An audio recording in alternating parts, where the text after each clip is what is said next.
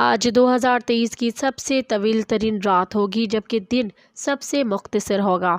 महकमा मौसमियात के मुताबिक सर्दी के मौसम में दिन छोटे और रातें लंबी हो जाती हैं। 21 और 22 दिसंबर की दरमियानी शब साल की तवील तरीन रात होगी, जबकि 21 दिसंबर के बाद से रातें मुख्तसर और दिन तवील होना शुरू हो जाएंगे।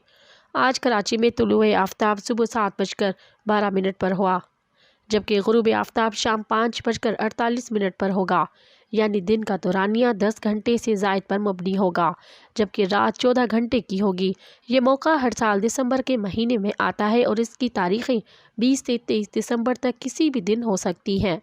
महकमा मौसमियात ने यह भी बताया कि 21 जून को रवां साल का तवील तरीन दिन और मुख्तसर तरीन रात थी।